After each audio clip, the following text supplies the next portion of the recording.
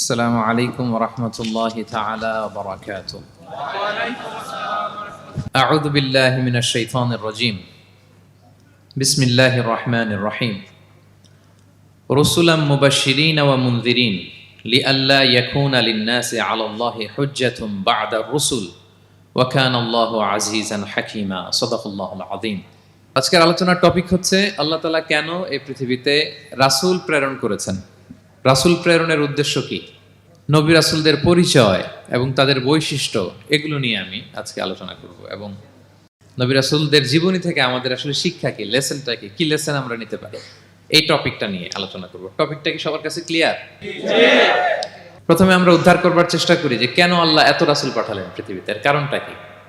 এর উত্তরটা আল্লাহ তাআলা খুব চমৎকারভাবে সূরা নিসার 165 নম্বর আয়াতে আলোকপাত করেছেন, যে আয়াতটা দিয়ে আমি আলোচনা শুরু করেছি। আল্লাহ তাআলা বলছেন, রুসুলান মুবাশশিরিন ওয়া মুনজিরিন লিআল্লা ইয়াকুনা লিন-নাসি আলাল্লাহি হুজ্জাতুন বা'দা রুসুল ওয়া কানা আল্লাহু আজিজান হাকীমা। অর্থাৎ আমি রাসূলগণকে সুসংবাদদাতা এবং সতর্ককারী রূপে পৃথিবীতে প্রেরণ করেছি।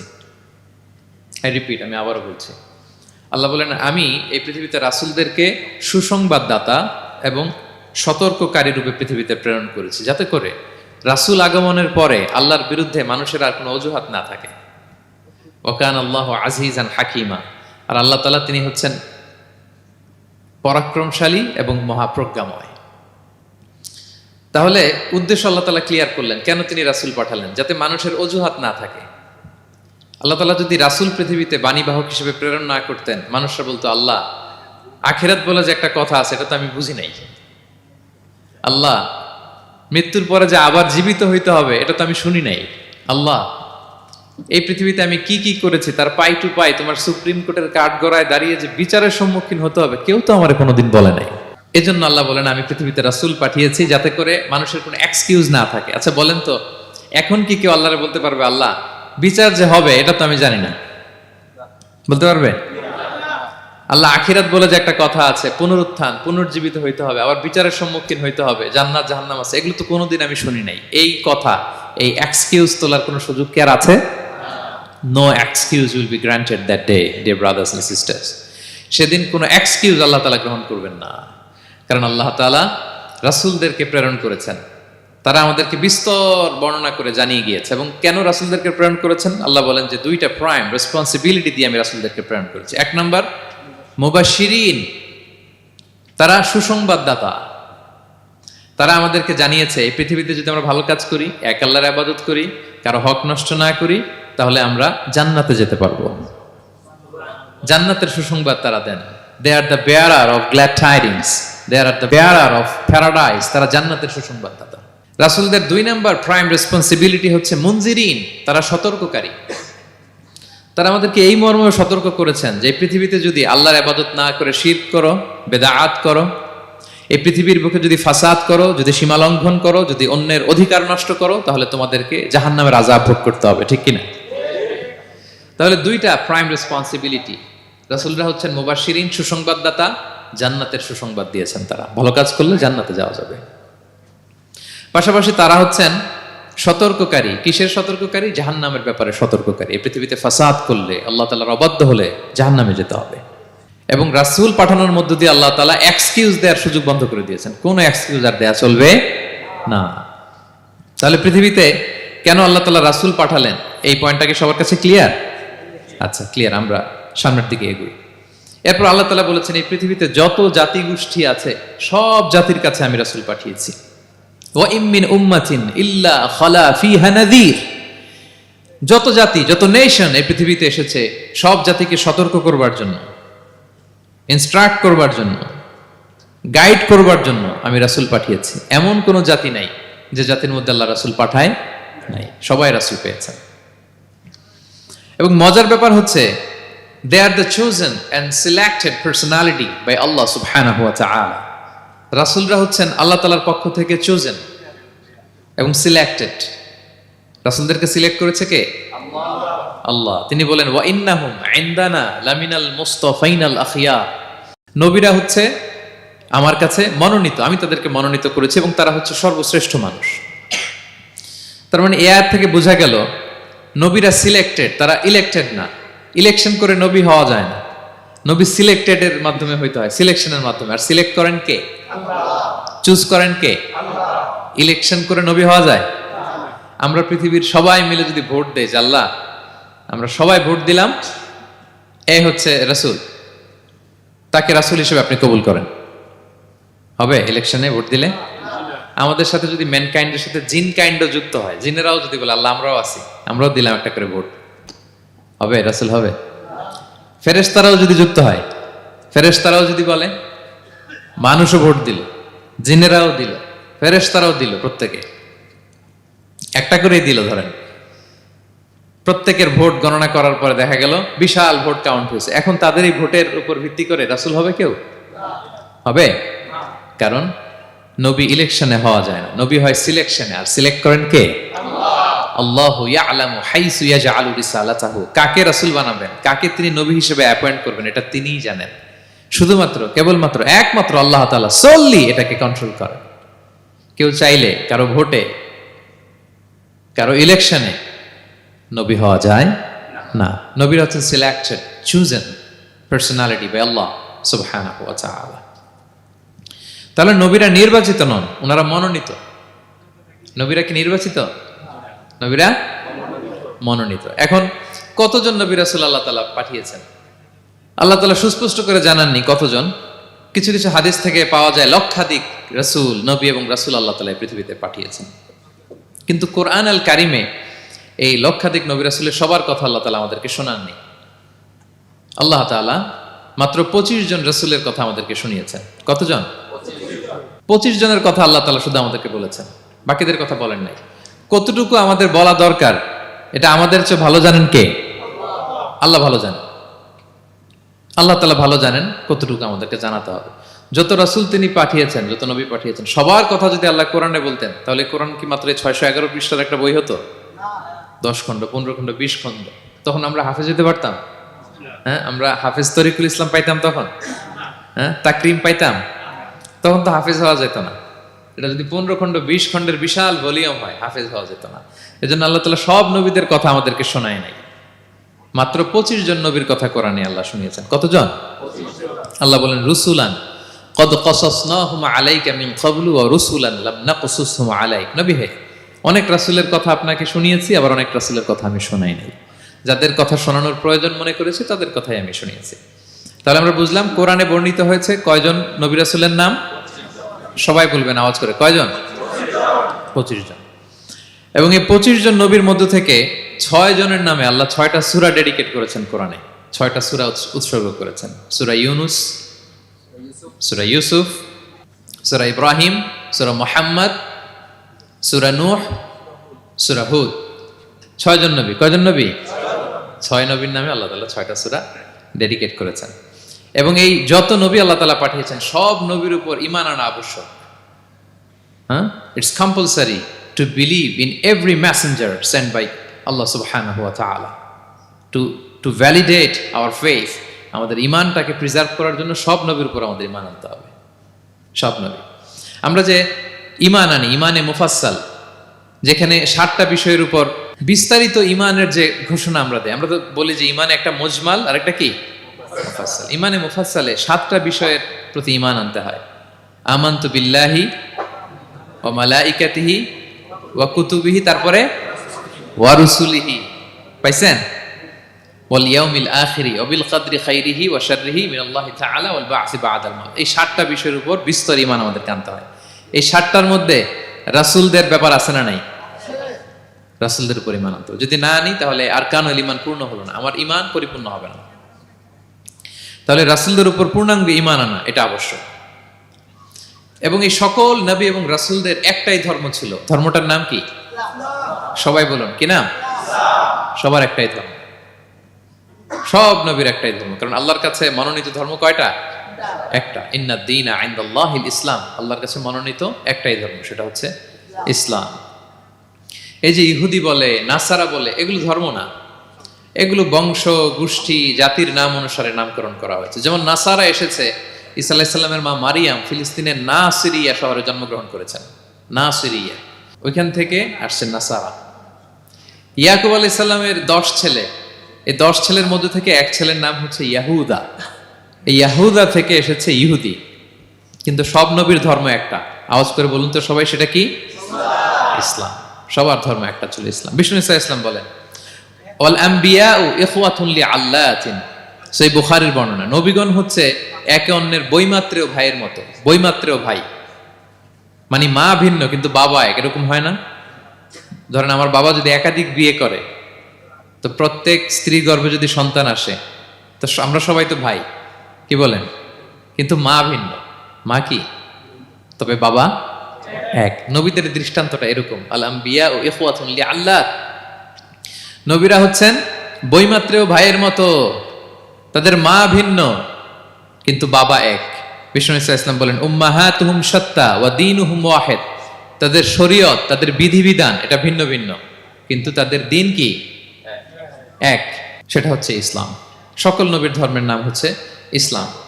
যেমন ইব্রাহিম আলাইহিস সালামের ব্যাপারে আল্লাহ তাআলা বলেন, মা কানা ইব্রাহিমু ইয়াহুদিয়ান ওয়ালা নাসরানিয়ান ওয়ালাকিন কানা হানিফাম মুসলিমা ওয়া মা কানা মিনাল মুশরিকিন। নবী ইব্রাহিম আলাইহিস সালাম উনি ইহুদিও ছিলেন না, নাসারাও ছিলেন না, উনি একনিষ্ঠ মুসলিম ছিলেন। কি ছিলেন? আল্লাহ নবী ইউসুফ আলাইহিস সালাম উনি সবসময় আল্লাহর কাছে দোয়া করতেন, আল্লাহ তাওয়াফানি মুসলিমান ওয়াল হিকনি বিসসালিহিন। আল্লাহ তুমি আমাকে মুসলিম হিসেবে মৃত্যু দিও আর সৎকর্মশীলদের সাথে অন্তর্ভুক্ত করে নিও। তো উনি মুসলিম না হলে এই দোয়া করতেন, আল্লাহ মুসলিম হিসেবে মৃত্যু দিও। সুলাইমান আলাইহিস সালাম রানী বিলকিসের কাছে একটা চিঠি লিখেছেন। এই চিঠি আবার পাঠিয়েছেন হুদহুদ পাখিকে দিয়ে। হুদহুদ পাখি ঠোঁটে করে এটা কামড় দিয়ে নিয়ে বিলকিসের রাজপ্রাসাদের ভেন্টিলেশনের ভিতর দিয়ে ঢুকে, বিলকিস লাঞ্চ করে বিশ্রাম নিতেছিল, এর বুকের উপরে চিঠিটা রেখে ফুরুত করে উড়াল দিছে হুদহুদ। খুলে দেখে অদ্ভুত এক চিঠি, ইন্নাহু মিন সুলাইমান ওয়া ইন্নাহু বিসমিল্লাহির রহমানির রহিম। তো বিলকিসকে উদ্দেশ্য করে সাল্লাল্লাহু আলাইহি ওয়াসাল্লাম বলেছিলেন, আল্লাহ তাআলু আলাইয়া ওয়াতুনি মুসলিমিন। বিলকিস অবাধ্য হয়েও না, বাড়াবাড়ি করো না, মুসলিম হয়ে আমার কাছে ফিরে আসো। কোন নবী বলছেন? তো উনি যদি মুসলিম না হতেন, উনি মুসলিম হওয়ার আহ্বান করতেন? প্রিয় ভাইরা, তাহলে সব নবীর ধর্ম একটা, সেটা কি? ইসলাম। সব নবী একই ধর্মের অনুসারী ছিলেন। এ পর্যায়ে আমরা কমন প্রফিটিক ফিচার্স, 10টা কমন ফিচার আছে যেটা সব নবীদের ক্ষেত্রে প্রযোজ্য। সব নবীদের ক্ষেত্রে এই ফিচারগুলো পাওয়া যায়। এই 10টা কমন ফিচার নিয়ে আলোচনা করব ইনশাআল্লাহ। এই 10টা কমন ফিচারের 1 নম্বর হচ্ছে আল ওয়াহি। সকল নবীকে আল্লাহ তাআলা ওহী পাঠিয়েছেন, রেভেলেশন, প্রত্যাদেশ। ওহী মানে সিক্রেট মেসেজ, যেটা নবী শোনে আর আল্লাহ জানে, দুনিয়ার মানুষ এটা শোনে না। নবীরা বললে কেবল শোনে। সুবহানাল্লাহ বলেন। সব নবীকে আল্লাহ এই ওহীটা পাঠিয়েছেন। জিবরাইল আলাইহিস সালাম মারফত ওহী পাঠিয়েছেন, অথবা সরাসরি কিতাব পাঠিয়েছেন, কিংবা সহিফা পাঠিয়েছেন। আল্লাহ তাআলা ইরশাদ করছেন, ইন্না আওহাইনা ইলাইকা কামা আওহাইনা ইলা নূহি ওয়ান নাবিয়িনা মিন বাদি। নবী নূহ আলাইহিস সালামের পরে সব নবীদের কাছে আমি যেমনি ওহী পাঠিয়েছি, আপনার কাছেও আমি এভাবে ওহী পাঠিয়েছি। সব নবীদের কাছে আমি এভাবে ওহী পাঠিয়েছি। সূরা বাকারার শুরুতে মুত্তাকিদের সংজ্ঞা দিতে যে আল্লাহ তাআলা বলেন, ওয়াল্লাযীনা ইউমিনুনা বিমা উনজিলা ইলাইকা ওয়া মা উনজিলা মিন ক্বাবলিক ওয়া বিল আখিরাতি হুম ইউকিনুন।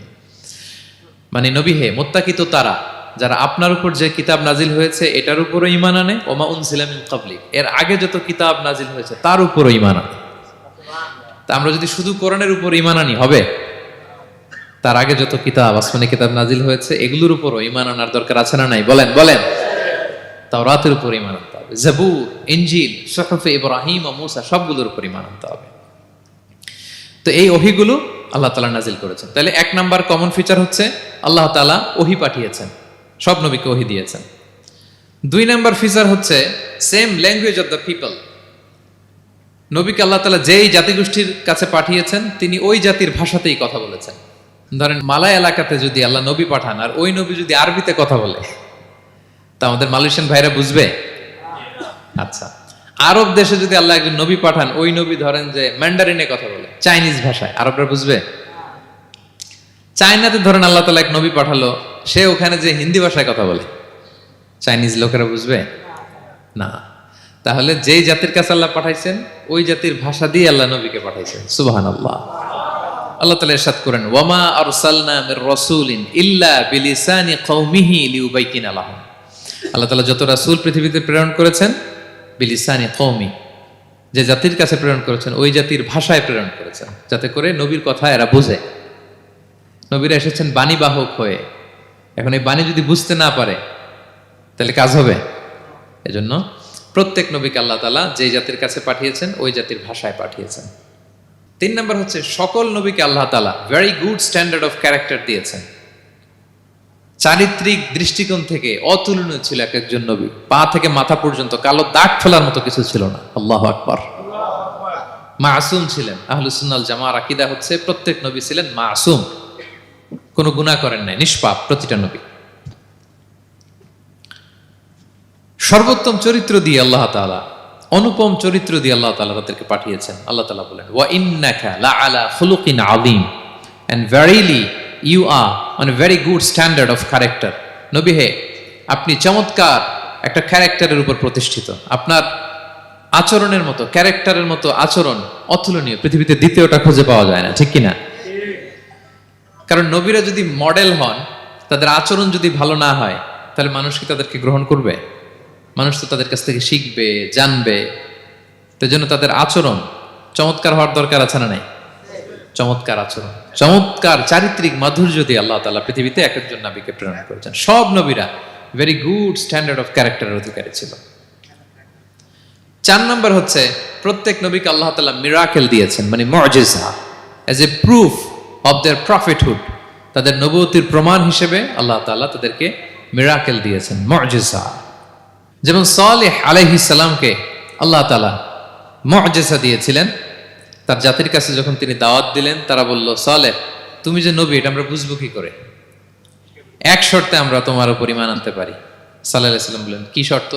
বলতেছে, এই যে পাহাড় দেখো, এই পাহাড়ের ভেতর থেকে যদি একটা উট বের করো, 10 মাসের গর্ভবতী একটা উটটা বেরোবে, বেরোয় বাচ্চা দিবে, সাথে সাথে আমরা উটের দুধ দহন করে খাবো, এরপর আমরা ঈমান আনবো। চিন্তা করছেন কত শর্ত? পাহাড়ের ভেতর থেকে কি বের করে দেখাইতে হবে? উট। উনি আল্লাহর কাছে দোয়া করলেন, আল্লাহ বললেন কবুল, তবে কথা না শুনলে কিন্তু খবর আছে। বলছে ঈমান আনবে, ঈমান না আনলে কিন্তু খবর আছে। উনি দোয়া করলেন, আল্লাহ কবুল করলেন। পাহাড় বিদীর্ণ হয়ে একটা বিশাল আকৃতির উট বেরোয় আসলো, 10 মাসের গর্ভবতী উট। মুহূর্তে এটা ডেলিভারি করলো একটা উটের বাচ্চা, এবং দুধ দিতে আরম্ভ করলো, ওলান ভর্তি দুধ। সবাই পেট ভরে দুধ খেলো। খাওয়ার পরে কয়, তুমি জাদুকর। খাওয়ার পরে সাল্লাল্লাহু আলাইহি সাল্লাম কি বলে?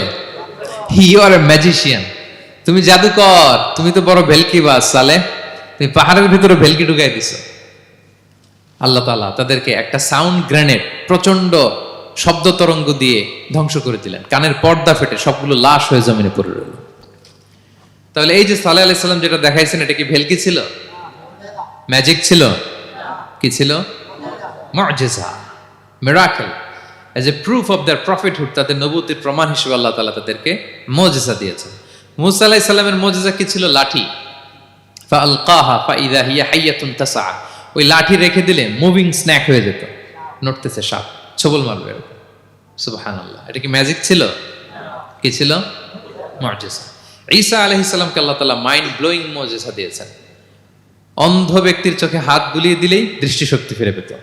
ধবল রোগী, কুষ্ঠ রোগীর গায়ে টাচ করে দিলে স্কিন পরিষ্কার হয়ে যেত।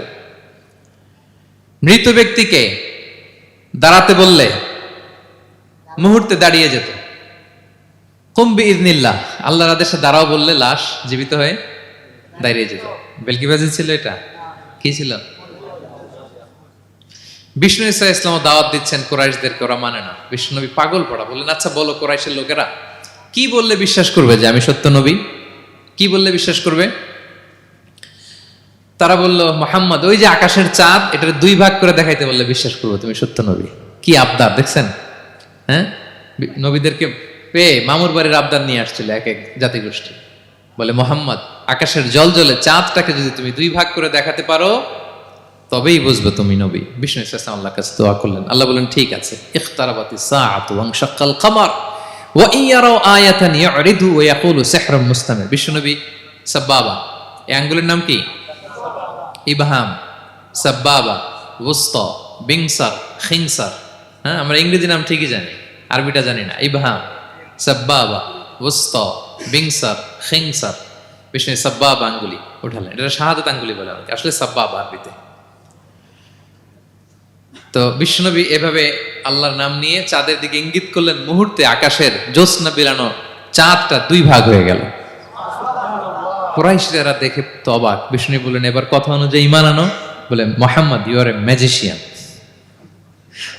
মুহাম্মদ, তুমি বড্ড বড় জাদুকর, তুমি চাঁদের মধ্যে জাদু লাগাই ফেলছো। নাউযুবিল্লাহি মিন যালিক।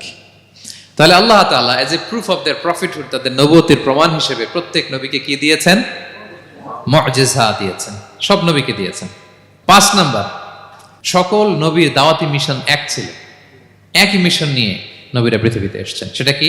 তাওহীদ, রিসালাত, আখিরাত। আমার সাথে সাথে বলেন, তাওহীদ, রিসালাত, আখিরাত।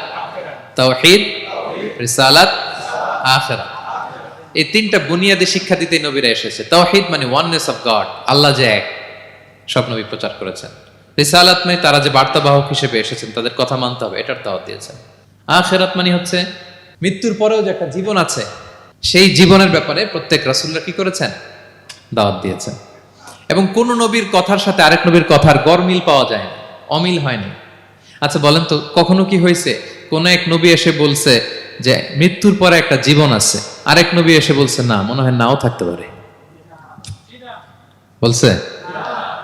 এক নবী এসে বলছে আমাদের স্রষ্টা আল্লাহ তাআলা তিনি একজন, আরেকজন বলছে না, একজন না, 2-3 জন হইতে পারে। এক নবী এসে বলছে ভালো করলে জান্নাত, খারাপ করলে জাহান্নাম, আরেক নবী এসে বলছে না, জান্নাত জাহান্নাম বলতে কিছু নাই। হয়েছে? হয়েছে? কোন নবীর কথার সাথে কোন নবীর কথার কোনো বৈপরীত্য নাই, কারণ প্রত্যেক নবীরা মন গড়া কিছু বলতেন না। ওমা ইয়ান্তিকু আনিল হাওয়া ইন হুয়া ইল্লা ওয়াহয়ুন ইউহা। নবীরা কথা বলতেন একটা হেডকোয়ার্টার থেকে তথ্য পেয়ে। ওই হেডকোয়ার্টারটা কার? আল্লাহ। ওই হেডকোয়ার্টার থেকে যে ইনফরমেশন আসতো সেটার আলোকে নবীরা কথা বলতেন, বানিয়ে কিছু বলতেন না। সব নবীরা দাওয়াত দিয়েছেন, ইয়া কওমি ইবুদুল্লাহ মা লাকুম মিন ইলাহিন গায়রু। হে আমার জাতির লোকেরা, এক আল্লাহর ইবাদত করো, আল্লাহ ছাড়া অন্য কারো ইবাদত করো না। সব নবীরা বলেছেন ইন্নী লাকুম রাসূলুন আমিন, নিশ্চয় আমি তোমাদের কাছে বিশ্বস্ত রাসূল হিসেবে প্রেরিত হয়েছি।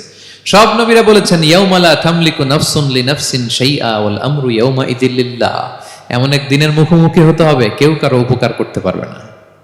নেতা কর্মীর উপকারে আসবে না, কর্মী নেতার উপকারে আসবে না, পীর সাহেব মুরিদের উপকারে আসবে না, মুরিদ পীর সাহেবের উপকারে আসবে না, হাজবেন্ড ওয়াইফের কিছু করতে পারবে না, ওয়াইফ হাজবেন্ডকে কিছু করে দিতে পারবে না। দিনটা বড্ড ভয়ঙ্কর।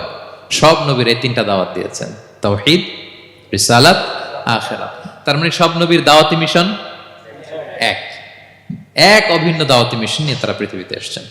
6 নাম্বার, এই পৃথিবীতে যত রাসূল এসেছে, নবী এসেছে, তারা প্রত্যেকে মানুষ ছিলেন। কি ছিলেন? নাকি জিন ছিল? ফেরেশতা? প্রেরিত সব নবীরা কি ছিল? মানুষ ছিল। মক্কার কুরাইশরা বলতো মা লিহাযা রাসূলি ইয়াকুলু আত-তাআমা ওয়া ইয়ামশি ফিল আসওয়াক। ব্যাপার কি, মুহাম্মদ আবার কেমনে রাসূল হয়? আমরাও বাজারে যাই, উনিও যায়, আমরাও বিয়ে করি, উনিও বিয়ে করে, আমাদেরকে মারলে কাটলে লাল রক্ত, ওনার রক্ত বের হয়।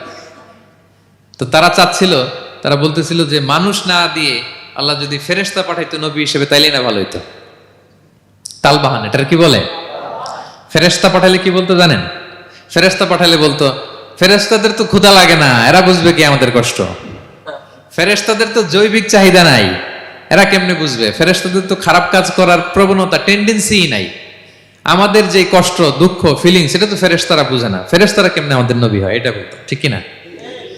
তালবাহানা বলে কেমন রাসূল, আমরা যা করি তাই করে। আল্লাহ বলেন সব নবীকে আমি মানুষ হিসেবে প্রেরণ করেছি। বিষ্ণু ইসলাম বলেন ইন্নামা আনা বাশারুম মিসলুকুম, নিশ্চয় আমি তোমাদের মতোই মানুষ। তোমাদের মতোই কি মানুষ। তো পার্থক্য হচ্ছে ইউহা ইলাইয়া, আমার কাছে ওহী আসে, প্রত্যাদেশ আছে আল্লাহ তাআলার পক্ষ থেকে। তাহলে 6 নম্বর যেই কমন ফিচার আমরা জানলাম, আল্লাহর পাঠানো সবগুলো নবী এবং রাসূল তারা কি ছিলেন? সবাই বলুন, তারা কি ছিলেন? মানুষ ছিলেন। 7 নম্বর কমন ফিচার হচ্ছে আল্লাহর পাঠানো সব নবী এবং রাসূলরা ওনারা পুরুষ ছিলেন। কি ছিলেন? কোন নবী কি নারী ছিল বলেন তো? হ্যাঁ, নারী নবী আছে? নাই। নবী হওয়ার জন্য ম্যাসকুলিনিটি শর্ত, পুরুষ হওয়া শর্ত। কারণ নবীকে অনেক বড় বড় জিনিসের নেতৃত্ব দিতে হবে, মাঝে মাঝে মিলিটারি তৈরি করতে হবে, লিডারশিপ লাগবে, যুদ্ধ পরিচালনা করতে হবে। নারীদের পক্ষে এটা সম্ভব? কঠিন। আমাদের বোনদের অনেক ধরনের দুর্বলতা আছে, তাদের মাসে কিছুদিন তারা আল্লাহর আদেশে অসুস্থ থাকে, ঠিক কিনা? পিরিয়ড তাদের চলে, ওই সময় সালাত পড়তে পারে না, অনেক প্রতিবন্ধকতা তাদের আছে। বাচ্চা যদি ধারণ করে পেটে 9 মাস, ওনারা অসুস্থ, শেষের মাসগুলোতে তো কঠিন জটিল অবস্থা। বাচ্চা ডেলিভারির পরেও 40 দিন ব্লিডিং আছে না নাই? তাহলে অনেক ধরনের জটিলতা আল্লাহ তাআলা ওনাদের দিয়েছেন। এজন্য আল্লাহ তাআলা নবুয়তের গুরু দায়িত্ব, এটার জন্য আল্লাহ তাআলা পুরুষদেরকে সিলেক্ট করেছেন। আলহামদুলিল্লাহ বলেন।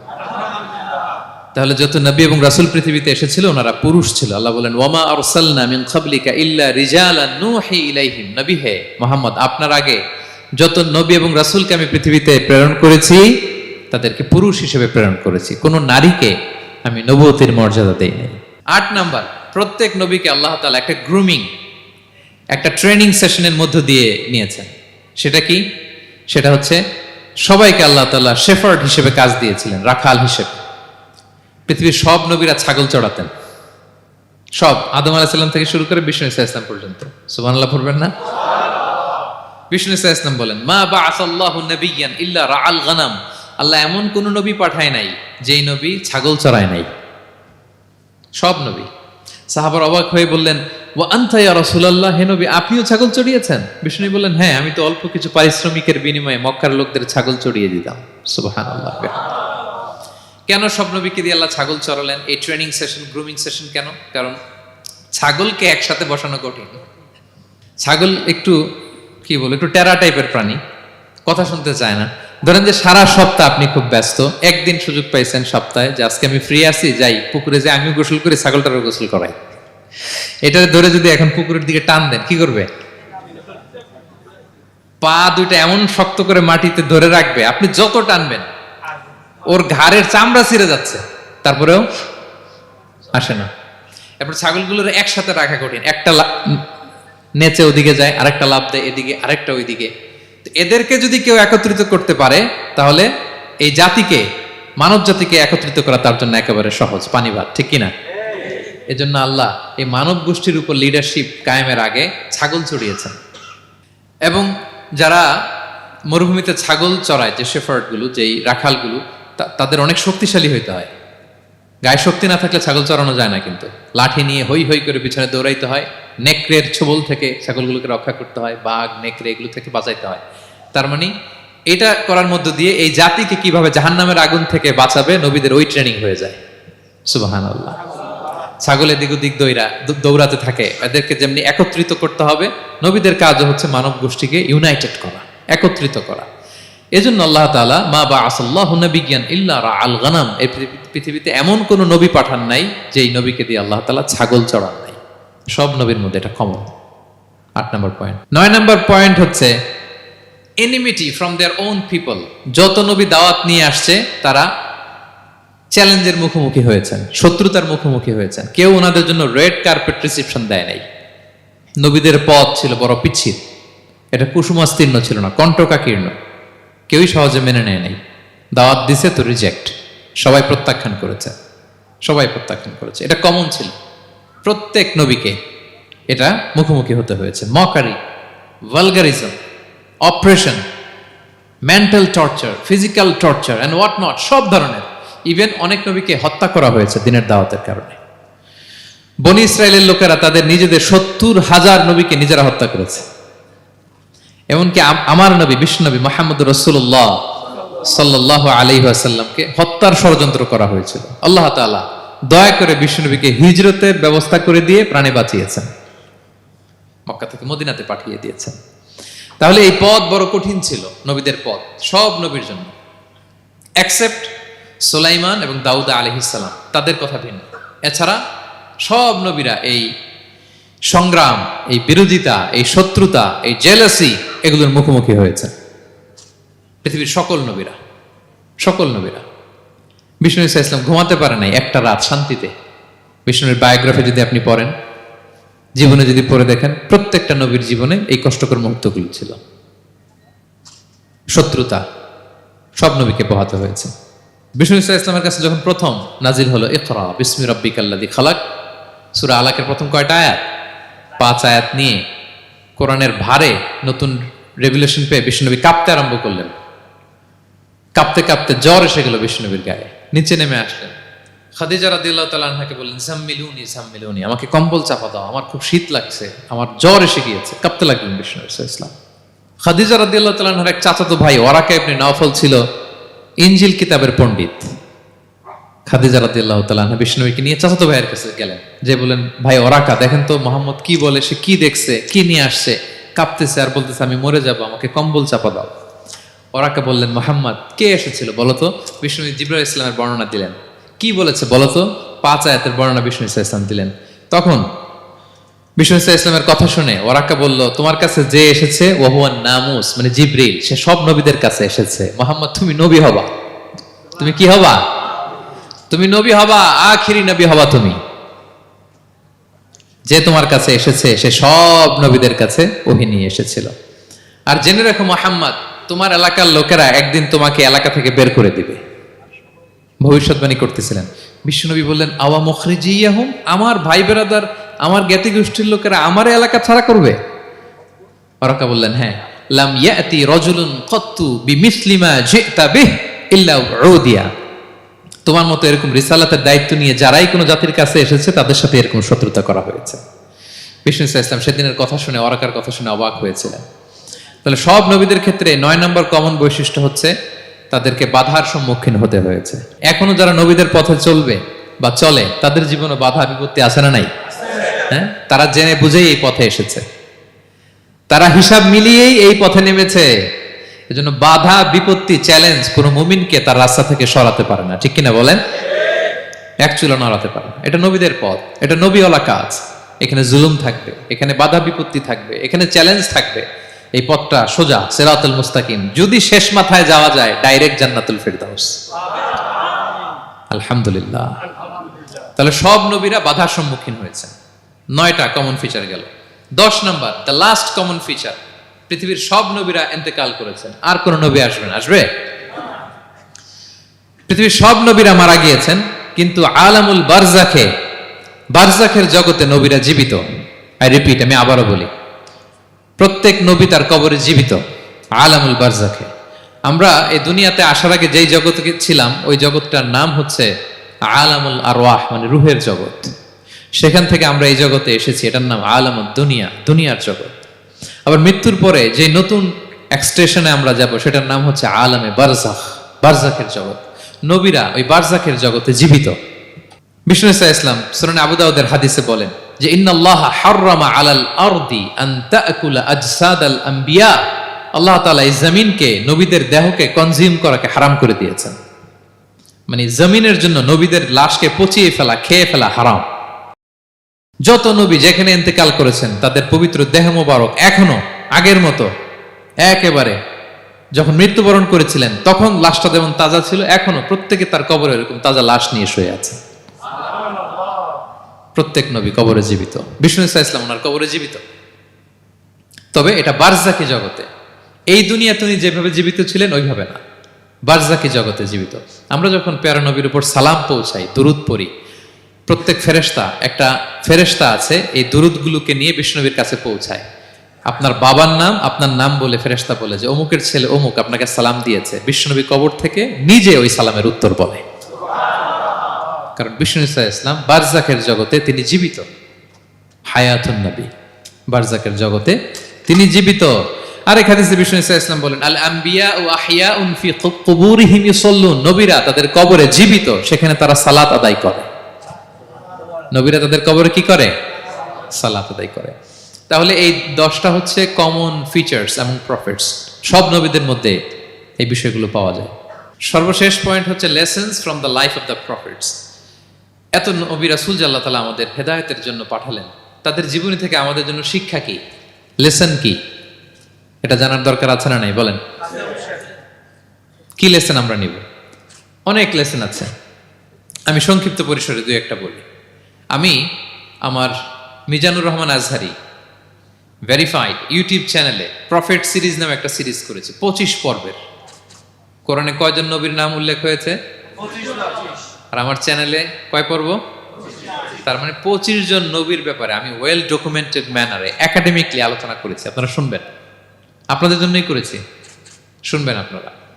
এবছর 21শে বইমেলায় আপনারা শুনেছেন আমার একটা বই প্রকাশিত হয়েছে। বইয়ের নাম হচ্ছে জেগে ওঠো আবার। এটা আমি নিজে লিখেছি। আরেকটা বই 6 খণ্ডের আমি সম্পাদনা করেছি, সেটা হচ্ছে ছোটদের নবী রাসূল। বইটার নাম কি?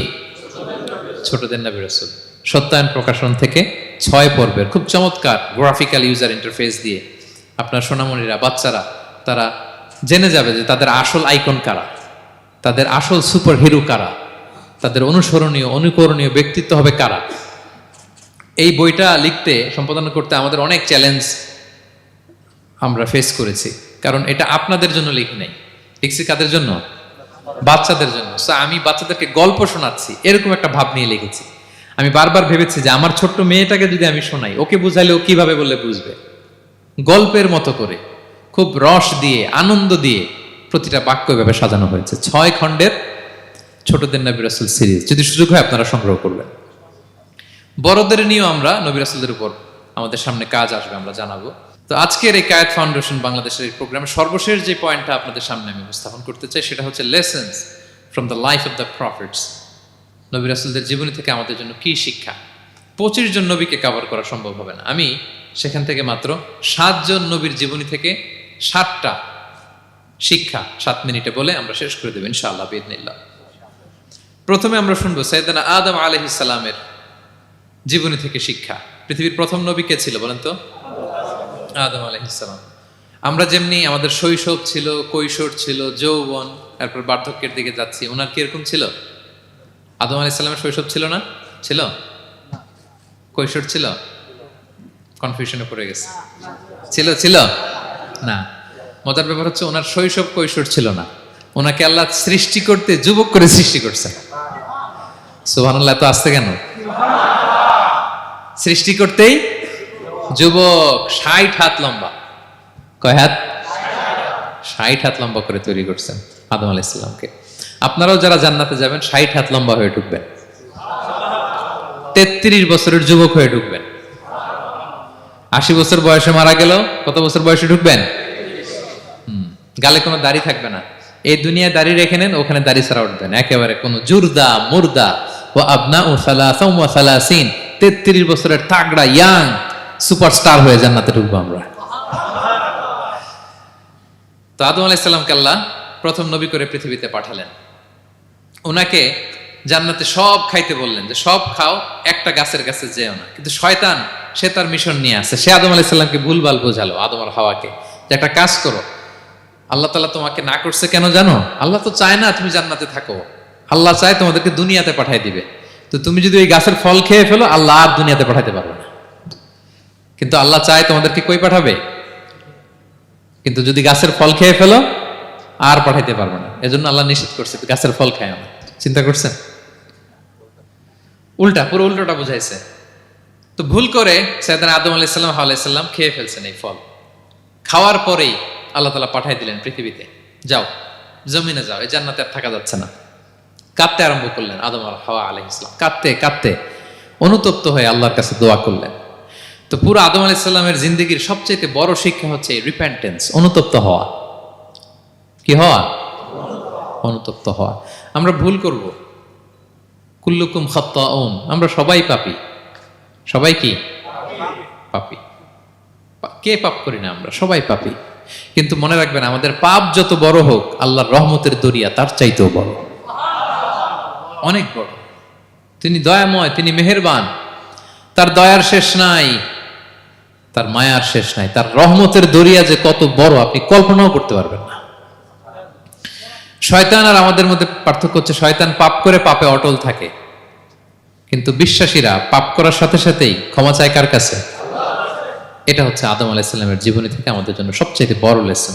সাইয়েদনা আদম আলাইহিস সালাম উনি ভুল করে যখন বুঝতে পারলেন, অনুতপ্ত হলেন, চোখের পানি ছাড়লেন। 2 ফোঁটা পানি আল্লাহর কাছে সবচাইতে প্রিয়। এক হচ্ছে জেহাদের ময়দানে মুজাহিদের গা বেয়ে ঝরে পড়া রক্তের ফোঁটা, 2 হচ্ছে অনুতপ্ত বান্দার চোখের পানির ফোঁটা। অনুতপ্ত বান্দা নিজের ভুল স্বীকার করে মাথাটা নিচু করে চোখের পানি ছেড়ে দিয়ে যখন আল্লাহর কাছে কাঁদে, তার চোখের পানি চোখ বেয়ে নাকের ডগা বেয়ে জমিনে ড্রপ করার আগেই আল্লাহ তার সব গুনাহ মাফ করে দেয়। সাইয়েদনা আদম আলাইহিস সালাম কাঁদতে আরম্ভ করলেন, কাঁদতে কাঁদতে অনুতপ্ত হয়ে দোয়া করলেন, রব্বানা যালামনা আনফুসানা ওয়া ইল্লাম তাগফির লানা ওয়া তারহামনা লানাকুনান্না মিনাল খাসিরিন।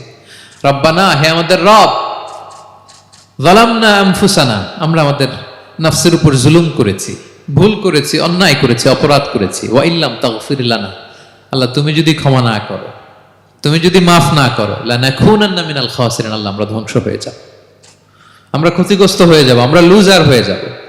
এই বাক্যগুলো বলে বলে যখন আল্লাহ তাআলার কাছে দোয়া করলেন, আল্লাহর রহম হলো।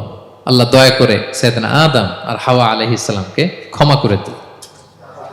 ক্ষমা করে আবার জান্নাতের এন্ট্রির ঘোষণা দিলেন যে আবার দুনিয়ার জীবন শেষ করে আসো, যেখান থেকে আসছিলে আবার ওখানে ঢুকতে পারবে। তাহলে আদম আলাইহিস সালামের জীবন থেকে আমরা যে লেসনটা পাই সেটা কি ভাই?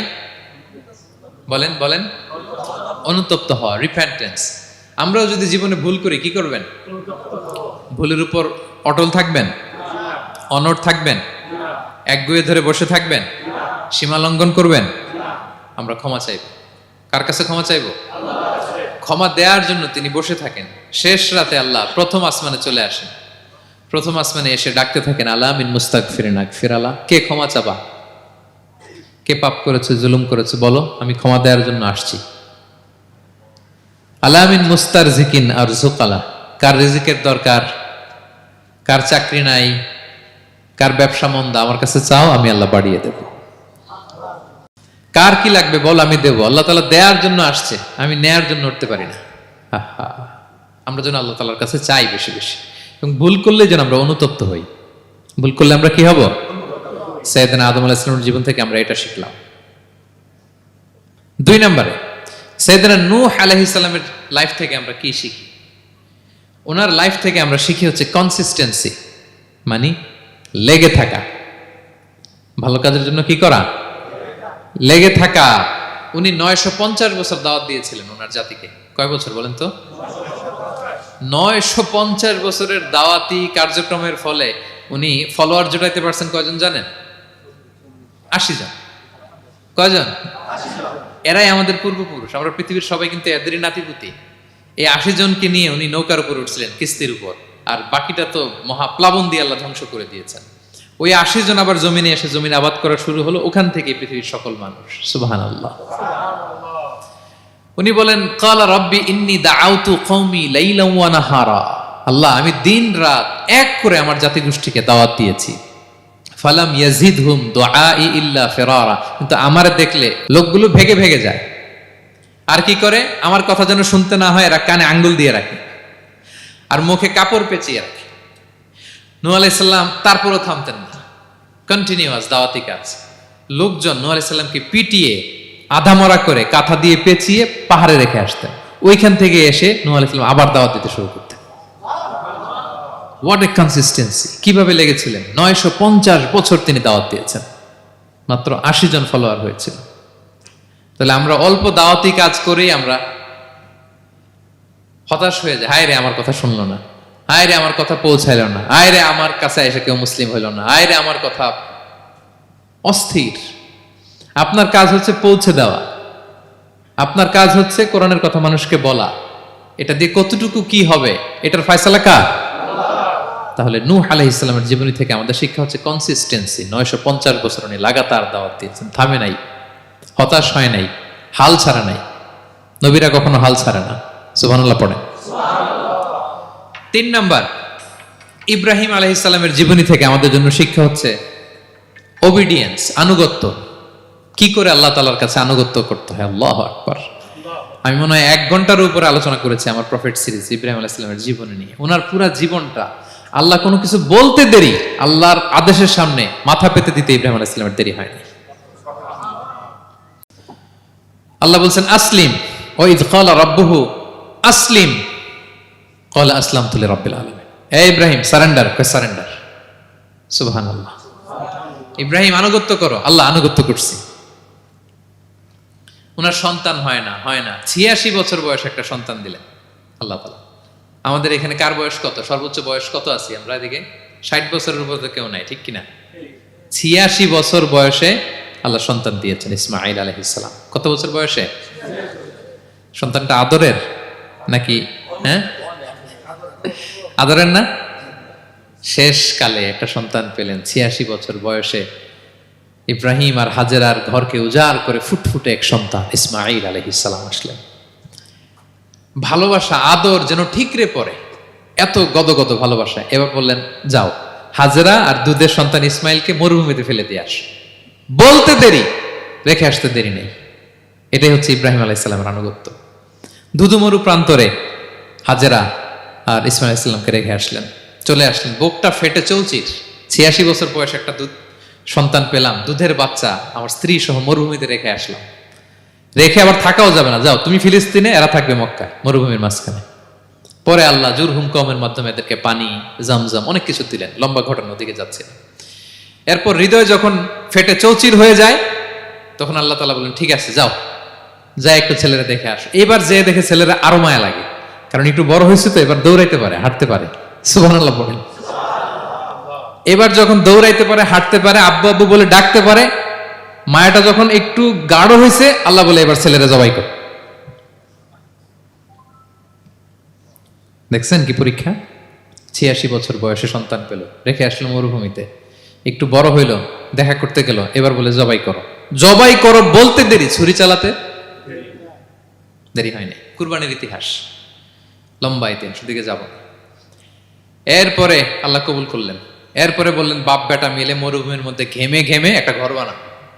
এরপরে ঘোষণা দাও মানুষকে, যেটা আমার ঘর। বাপ বেটা মিলে কষ্ট করে একটা ঘর বানালেন। এবার বললেন আজান দাও, ঘোষণা দাও, সবাই যেন এখানে আসে। আল্লাহ কারে ঘোষণা দিব? কেউ তো নাই। বলতেছে তুমি ঘোষণা দাও, এই ঘোষণার শব্দ পৃথিবীর সব মানুষের কর্ণকুহরে আমি আল্লাহ নিজ দায়িত্বে পৌঁছে দেব। আমরা যারা রুহের জগতেও তখনও ছিলাম, যারা লাব্বাইক বলতে পেরেছি, তাদের ঠিকই নসিবে ওই কাবা ঘর জিয়ারতের নসিব হয়ে যাবে। উনি ঘোষণা দিলেন, দেখেন কেউ নাই, ধুধুমরু প্রান্তর। আজকের মক্কাকে কল্পনা করেন তো কি অবস্থা। এই রমজানের লাস্ট 10 days অফ রমাদান আপনি জায়গা পাবেন? হজের চেয়েও বেশি মানুষ। কিভাবে আল্লাহ কবুল করেছেন, কিভাবে আনুগত্য, সাবমিসিভনেস, নিজেকে আল্লাহর কাছে পুরো সুপর্দ করা, এর নমুনা সাইয়েদনা ইব্রাহিম আলাইহিস সালাম পেশ করেছেন। তাহলে সংক্ষিপ্ত কথা হচ্ছে, আল্লাহ নবী ইব্রাহিম আলাইহিস সালামের জীবনী থেকে আমাদের জন্য শিক্ষা হচ্ছে অবিডিয়েন্স, আনুগত্য। কিভাবে আল্লাহর আদেশের সামনে মাথা পেতে দিতে হয়। পারা যাবে তো?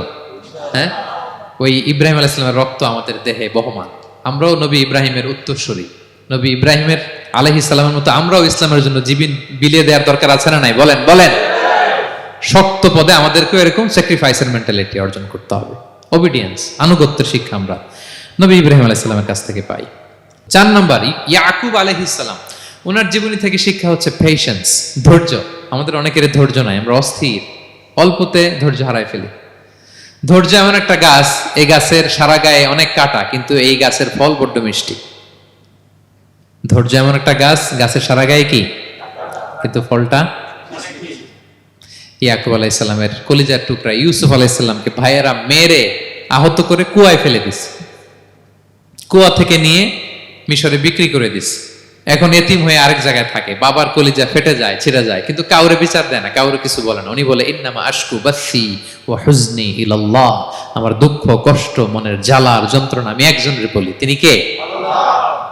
ধৈর্য ধারণ করলেন। প্রাপ্তবয়স্ক অবস্থায় ওনার ছেলে বানিয়ামিন, তাকেও হারালেন। আবার বলে আমি কাউরে বিচার দেই না, একজনের বলে, তিনি কে? আল্লাহ। এই 2 ছেলের শোকে কাঁদতে কাঁদতে অন্ধ হয়ে গেলেন। আল্লাহু আকবার। সাইয়েদনা ইয়াকুব আলাইহিস সালাম একবারও ধৈর্য হারা হন নাই। তাহলে আল্লাহ নবী ইয়াকুব আলাইহিস সালামের জীবনী থেকে আমাদের জন্য শিক্ষা হচ্ছে পেশেন্স। বিপদে আমরা কি ধরবো? ধৈর্য ধারণ করব। 5 নম্বরে, ইউসুফ আলাইহিস সালামের জীবনী থেকে আমাদের শিক্ষা হচ্ছে he is the archetype of good character, উন্নত চরিত্রের মডেল। আমার যুবক ভাইয়েরা, কায়েত ফাউন্ডেশন বাংলাদেশের আজকের ইফতার প্রোগ্রামে যুবক যারা এসছো, তোমাদের জন্য শিক্ষা আর্কিটাইপ অফ গুড ক্যারেক্টার, চরিত্র কিভাবে হেফাজত করতে হয়, এর মডেল, প্রেরণার বাতিঘর।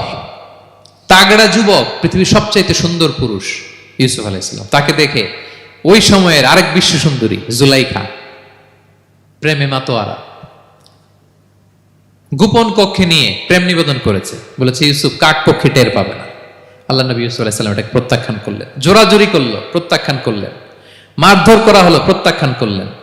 সবশেষে আলটিমেটাম দিল, যদি আমার কথা মতো না চলো জেলখানায় ভরবো। উনি বললেন ক্বালা রাব্বি সিজনু আহাব্বু ইলাইয়া মিম্মা ইয়াদউনানি ইলাই, আল্লাহ এই পাপের কাজের চেয়ে জেলখানায় আমার জন্য ভালো। বিনা অপরাধে, বিনা দোষে 1 যুগ মিথ্যা অপবাদে কারাবন্দী ছিলেন সাইয়েদনা ইউসুফ আলাইহিস সালাম। তারপরেও চরিত্রের ব্যাপারে 1 বিন্দুও কম্প্রোমাইজ করেন।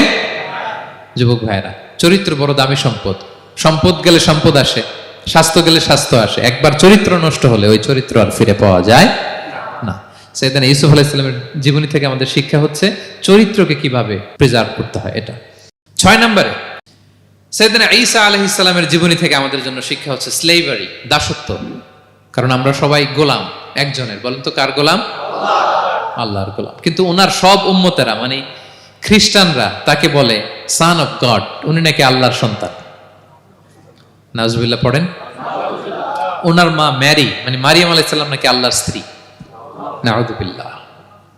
কিন্তু উনি জন্মের পরেই দুধের শিশু মায়ের কোলে বসে একটা ছোট্ট ভাষণ দিয়েছিলেন, বলেছিলেন ইন্নী আব্দুল্লাহ আতানিয়াল কিতাবা ওয়া জাআলানি নাবিয়্যা। আল্লাহ আমাকে আল্লাহর গোলাম বানিয়ে পাঠিয়েছেন। দেখেন কি নবী, প্রথমে এসে বলেন আমি কিন্তু রাসূল। একে তো দুধের শিশু, মুখের প্রথম কথা কি? ইন্নী আব্দুল্লাহ, আমি আল্লাহর গোলাম। যাতে করে পুরো খ্রিস্ট সমাজের বিরুদ্ধে দলিল হয়ে থাকে যে তোমাদের নবী পৃথিবীতে এসে তার মুখ নিঃসৃত প্রথম শব্দটাই ছিল আমি আল্লাহর দাস, আমি আল্লাহর গোলাম। এবং উনাকে ওনার মাকে আল্লাহ স্পেশাল ইন্টারোগেট করবেন কিয়ামতের দিন। ঈসা, মারিয়াম, তোমরা কি বলে আসছিলা যে তুমি আমার বউ আর তুমি আমার সন্তান? ওনারা কাচুমাচু করে থার করে কাঁপবে আল্লাহর সামনে, কারণ এটা শিরকের প্রশ্ন। তারা বলবে আল্লাহ আমরা যদি বলতাম আপনি তো জানতেন, আপনি যা শিখিয়েছেন আমরা তাই বলেছি। আল্লাহ জানেন যে উল্টাপাল্টা কিছু বলে নাই, তারপরেও কোটি কোটি মানুষের সামনে এত বিশাল জনগোষ্ঠী কেন এই নবীকে আল্লাহর সন্তান বললো? আল্লাহ তাআলা ঈসা আলাইহিস সালামকেও ছাড়বেন না, জিজ্ঞেস করবেন। তিনি বলবেন আল্লাহ আমি যে তোমার গোলাম এটার দাওয়াত দিয়েছি, আর আজীবন গোলামের মতোই ছিলাম। ঈসা আলাইহিস সালাম কৃষকের সাথে, মজুরের সাথে, কুলির সাথে, ধোপাতের সাথে বন্ধুত্ব করেছিলেন। সমাজের নিচু শ্রেণীর লোকেরা ছিল তার ফলোয়ার। আল্লাহু আকবার। তাহলে সাইয়েদনা ঈসা আলাইহিস সালামের জীবনী থেকে আমরা শিখলাম আমরা সবাই আল্লাহর গোলাম, আল্লাহর দাস। সর্বশেষ নবী, বিশ্ব নবী, পেয়ারা নবী মুহাম্মদুর রাসূলুল্লাহ সাল্লাল্লাহু আলাইহি সাল্লামের জীবনী থেকে কি শিক্ষা? এই শিক্ষা তো বলতে গেলে ঘন্টার পর ঘন্টা লাগবে। একটা শিক্ষা শুধু বলি, সেটা হচ্ছে মার্সি। ওমা আরসালনাকা ইল্লা রাহমাতাল লিল আলামিন। I have sent you as a mercy for the entire universe. নবী হে, আমি আপনাকে গোটা বিশ্বের সবার জন্য রহমত করে প্রেরণ করেছি। তিনি মানুষের জন্য রহমত, তিনি প্রাণীর জন্য রহমত, তিনি পাখির জন্য রহমত, তিনি স্ত্রীদের জন্য রহমত, তিনি উম্মতের জন্য রহমত, তিনি তার ফলোয়ার সাহাবীদের জন্য রহমত। ঠিক কিনা? তিনি কত রহমতের নবী ছিলেন? বিষ্ণু ইসলাম কতটা রহমতের নবী ছিলেন? ছোট্ট একটা উদাহরণ দিয়ে শেষ করি। বিষ্ণু ইসলাম বলেন লিকুল্লি নাবিয়িন দাওয়া মুস্তাজাবা। আল্লাহ প্রত্যেকটা নবীকে একটা করে দোয়ায়ে মুস্তাজাবা দিয়েছেন। মানে এমন দোয়া, এই দোয়া করতে দেরি কিন্তু দোয়া কবুল হতে দেরি হয়। সব নবীকে আল্লাহ বলছেন এই নবীরা তোমাদের প্রত্যেককে একটা করে দোয়া করার সুযোগ দিলাম এই দুনিয়াতে, এবং দোয়াটা করার সাথে সাথেই কবুল করে ফেলবে। বিষ্ণু বলেন লিকুল্লি নাবিয়িন দাওয়া মুস্তাজাবা। সব নবীরা একটা করে দোয়া মুস্তাজাব পেয়েছেন, দাআউ বিহা। আর নবীরা ওই দোয়াটা দুনিয়াতেই করে ফেলছে। সব নবীর ওই স্পেশাল দোয়া যেটা করলেই কবুল, ওটা সব নবীরা কি করছে? দুনিয়াতেই করে ফেলেছে। কিন্তু বিশ্বনবী বলেন ওয়া ইন্নী আখতাবিউ দাওয়াতি শাফাআতান লি উম্মতি ইয়াউমাল কিয়ামা। আমি আমার সেই দোয়াটা এই দুনিয়ার বুকে অন্যান্য নবীদের মতো করি নাই। আমি আমার দোয়াটা আমার গুনাহগার উম্মতের জন্য কিয়ামতের কঠিন দিনে তারা যখন মুসিবতে পড়ে যাবে, ওই মুসিবত থেকে বাঁচার জন্য ওই দোয়াটা আমি আমার উম্মতের জন্য রেখে দিয়েছি। ওয়া ইন্নী আখতাবিউ দাওয়াতি শাফাআতান লি উম্মতি ইয়াউমাল কিয়ামা। সব নবীরা এই দোয়াটা করেছে, দুনিয়াতেই কবুল হয়ে গিয়েছে। কিন্তু বিষ্ণুনবী বললেন আমি চাইলে এই দোয়াটা করতে পারতাম। তায়েফের ময়দানে বিষ্ণুনবী ওই দোয়া করলে বিষ্ণুনবীর গা দিয়ে রক্ত ঝরে না। কুরাইশদের সাথে বিষ্ণুনবীর 3 বছর জেল খাটা লাগে না। মদিনাতে বিষ্ণুনবী অনেক না খেয়েছিলেন, পেটে পাথর বেঁধেছিলেন, দোয়া করলে জান্নাত থেকে খাবারের বস্তা চলে আসতো, মুহূর্তেই কবুল। জীবনের কোন কঠিন পরিস্থিতিতে বিষ্ণুনবী এই দোয়াটা করে নাই। বিষ্ণু বলেন আমি আমার এই দোয়াটা স্পেশালি আমার গুনাহগার উম্মতের জন্য রেখে দিয়েছি। কিয়ামতের কঠিন ময়দানে আমার গুনাহগার উম্মত যখন বিপদে পড়ে যাবে, তাদেরকে ওই বিপদ থেকে বাঁচানোর জন্য ওই দোয়াটা আমি প্রিজার্ভ করে দিয়েছি। বিষ্ণু ইসলাম আমার জন্য এই দোয়াটা রেখে দিয়েছে। প্রিয় ভাইয়েরা, এই দোয়াটা আপনার জন্য রেখে দিয়েছেন। বিষ্ণুনবী দোয়াটা আমাদের জন্য রেখে দিয়েছেন। চাইলে এই দুনিয়াতে এই দোয়াটা করতে পারতেন, করেন নাই। সব নবীরা করে ফেলেছেন। এজন্য বিষ্ণুনবীকে বলা হয়েছে ওমা আরসালনাকা ইল্লা রাহমাতাল লিল আলামিন। নবী হে, I have sent you as a mercy for the entire universe. গোটা বিশ্বের জন্য আপনাকে আমি রহমত করে প্রেরণ করেছি। আপনি রহমতের নবী, আপনি দয়ার নবী, মায়ার নবী। বিষ্ণুনবীর জীবনী থেকে শিক্ষা হচ্ছে আমরাও যেন আমাদের অধীনস্থ যারা আছে তাদের প্রতি যেন রহমদিল হই, আমরা আমাদের প্রতিবেশীদের প্রতি যেন রহমদিল হই, আমরা আমাদের ফ্যামিলির সদস্যদের প্রতি যেন রহমদিল হই। এই মার্সি, এই দয়া মায়ার ছোঁয়া যেন বিষ্ণুনবীর উম্মত হিসেবে আমাদের হৃদয়েও থাকে। সবাই পড়ি আমিন। তাহলে সম্মানিত সুধী, নবীদের এই লাইফ লেসন থেকে আমরা যেগুলো শিখলাম এগুলো আমাদের জীবনে বাস্তবায়নের দরকার আছে না নাই? বলেন বলেন। বেশি বেশি নবীদের জীবন চর্চা করবেন তো? প্রফেট সিরিজের যে লেকচারগুলো আপনাদের জন্য রেখেছি আপনারা শুনবেন তো? সবাই ছেলে মেয়েদেরকে নবীদের জীবনী শেখাবেন তো? তারাই হচ্ছে আমাদের রিয়াল হিরো, তারাই হচ্ছে সুপার হিরো, দে আর আওয়ার আইকন। এবং আমাদের হেদায়েতের জন্য তাদেরকে আল্লাহ তাআলা আমাদের কাছে পাঠিয়েছেন নবী হিসেবে, রাসূল হিসেবে। নবীরা যেই পথে চলেছেন, যে দিক নির্দেশনা আমাদেরকে দিয়েছেন, আমরা যেন আমাদের জীবনকে ওই পথে ওই মতে পরিচালিত করতে পারি। আল্লাহ তাআলা আমাদের সবাইকে কথাগুলো বোঝা আর আমল করার তৌফিক দান করুন। হাযা মা ইনদি ওয়াল ইলমু ইনদাল্লাহ আলাইহি তাওয়াক্কালতু ওয়া ইলাইহি উনীব। ওয়াসসালামু আলাইকুম ওয়া রাহমাতুল্লাহি তাআলা ওয়া বারাকাতুহু।